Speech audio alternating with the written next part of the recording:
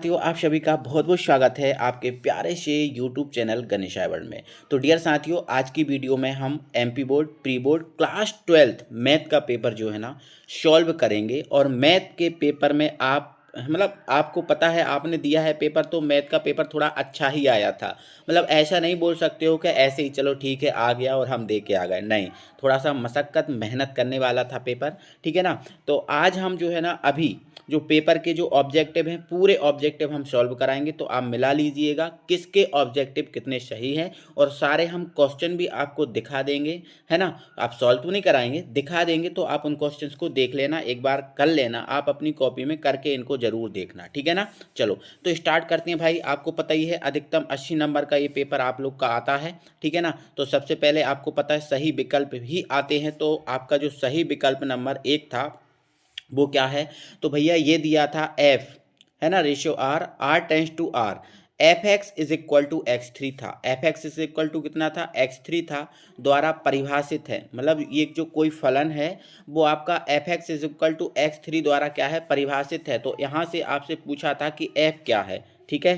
तो एफ क्या है तो इसने पूछा था, तो इसका जो सही आंसर है मैंने देखो यहाँ पर टिक कर दिया है, एक एक की आच्छादक, एक एक की आच्छादक जो है ना, इसको बन बन भी बोल सकते हैं, ठीक है, इंग्लिश में। तो एक एक की आच्छादक जो इसका है ना वो सही आंसर हो जाएगा। पहले का आपका आंसर ये वाला सही है, ठीक है ना। चलो दूसरा है, यहाँ पर tan inverse root three minus sec inverse minus two का मुख्य मान क्या है। यहाँ पर मुख्य वैल्यू पूछी थी, तो मुख्य वैल्यू क्या थी इसकी, माइनस पाई बाई थ्री थी इसकी, है ना, पाई बाई थ्री थी, ठीक है ना। चलो अगले क्वेश्चन पे बात करते हैं। क्वेश्चन नंबर हमारा जो है ना 3 है, ठीक है। यहाँ पर बोला गया है भैया, यदि आप व्यू ए बराबर क्या होता है, ए जो ब्रैकेट में है ना कोष्ठक वर्गाकार कोष्ठक में ए आई जे है ना, और ये जो आपका जो सारणिक है ये आपका 2 × 2 का है। इस प्रकार है कि ए आई जे बराबर आई प्लस जे है, तो ए किसके बराबर होता है। तो जब इसको सॉल्व किया जाएगा तो ए जो है ना वो इसके बराबर होगा, है ना, ये होगा आपका 2 3 और ये 3 4 ऐसे होगा, ठीक है ना। चलो अगला है आपका फोर्थ वाला, यदि ए बराबर ये दिया है आपको 1 1 का दिया है, ठीक है, और ये 21 इज इक्वल टू 2 की पावर एन ए हो, तो एन की वैल्यू पूछी यहाँ पर, किसकी वैल्यू बेटा, एन की वैल्यू। तो यहाँ पर एन की वैल्यू जो निकाल के देखेंगे अपन, कैलकुलेट करके जब निकालेंगे तो 20 आएगी, है ना।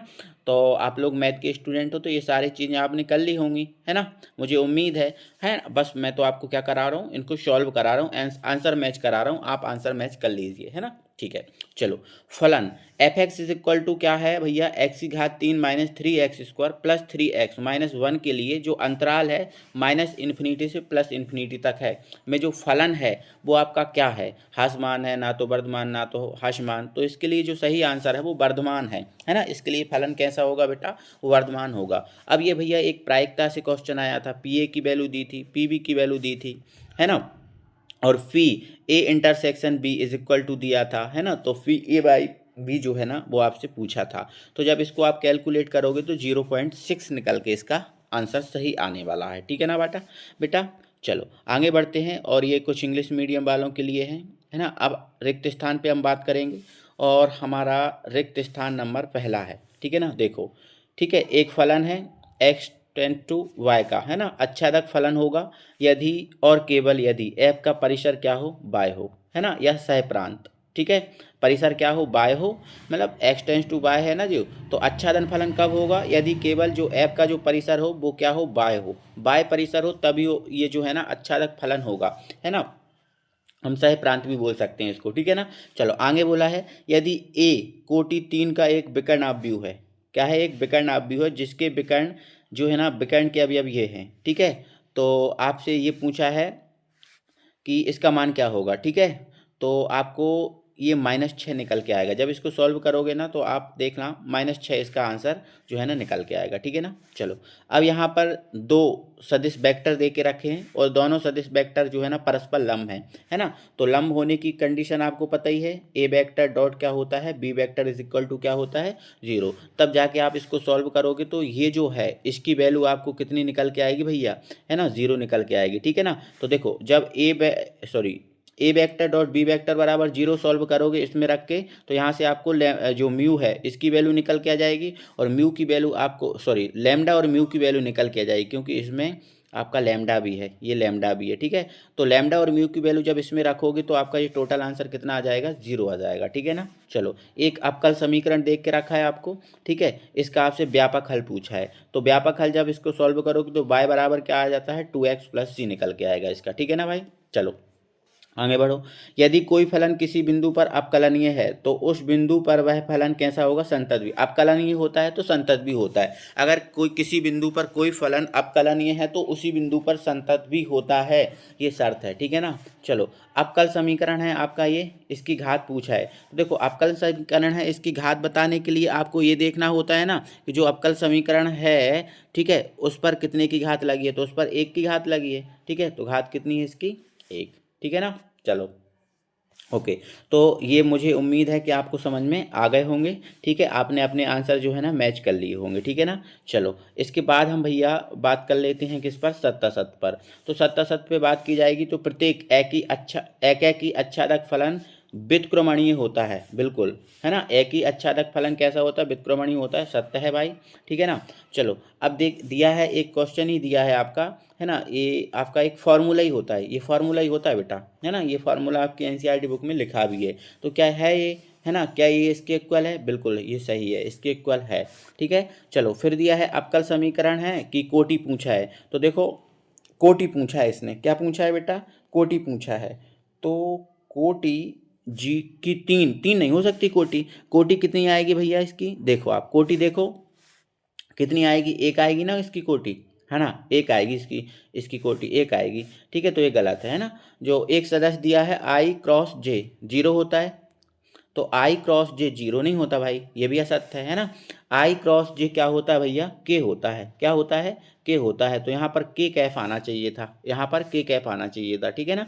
चलो ये फलन दिया है ना, पर मतलब x बराबर 0 पर अवकलनीय है, तो इसमें चेक करना पड़ेगा, तो अवकलनीय आएगा, तो ये सत्य है ना। चलो दो समांतर रेखाओं के बीच की दूरी सदैव शून्य होती है। देखो दो समांतर रेखाओं के बीच की दूरी सदैव शून्य होती है, सदैव हमेशा शून्य होती है, ये बात तो गलत होती है, ठीक है। ये बात क्या होती है, गलत होती है ना। अक्सर देख लिया करो सदैव और केवल वाले क्वेश्चन जो है ना बिल्कुल अपोजिट ही जाते हैं, ठीक है ना। चलो आगे बढ़ेंगे और हम सही जोड़ियों पे बात करेंगे। थोड़ा सा इसको छोटा कर लेते हैं ताकि एक ही स्लाइड में सारी सही जोड़ियाँ आ जाएं, ठीक है। देखो यहाँ पर आप मैच करते जाओ, सारे कुछ नहीं है, सारे के सारे जो है ना, जो इंट्रीकेशन के फॉर्मूले डाल दिए गए बस, है ना।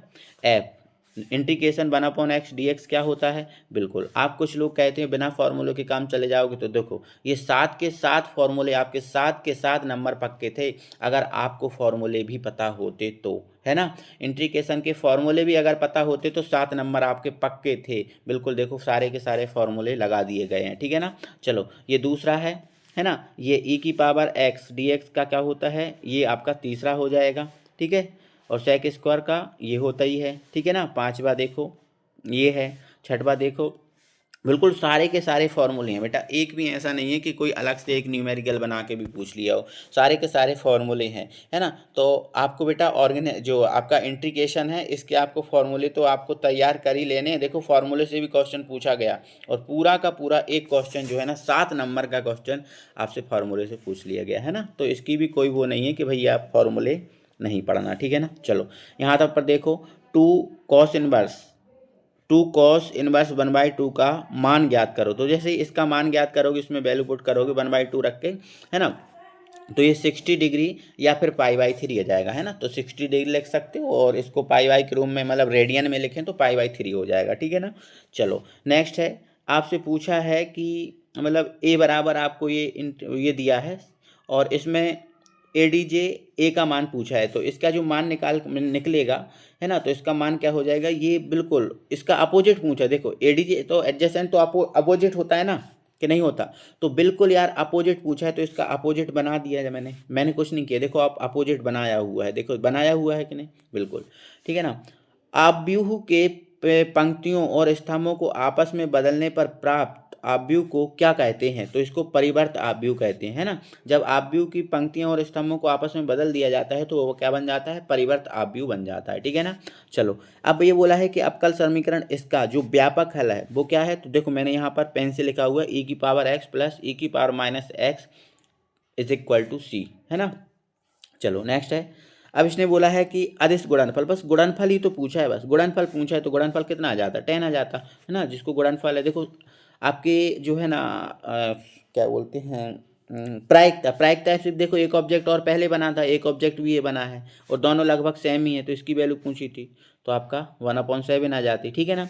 अब ये आपका यदि घन की एक किनारों की लंबाई x है तो घन के आयतन में परिवर्तन, ठीक है, ये भी आपका समीकरण से है, तो ये कितना आ जाता है, 300 सेंटीमीटर स्क्वायर आ जाता है ना।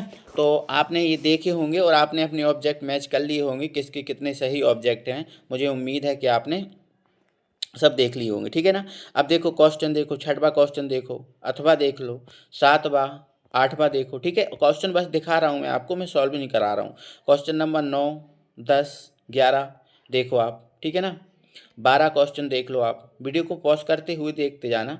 13 देखो, 14 देखो, ठीक है। अथवा सहित आप क्वेश्चन देख लो। इसका जो पेपर है मैं आपको अपने टेलीग्राम चैनल पे जो है ना डाल दूंगा, तो आप इसको सॉल्व कर लेना, ठीक है ना एक बार। 19वां क्वेश्चन देखो, पेपर तो अच्छा ही था भाई, है ना, ऐसा नहीं कह सकते कि बहुत सरल था पेपर, ठीक है, अच्छे लेवल का ही था पेपर, ठीक है।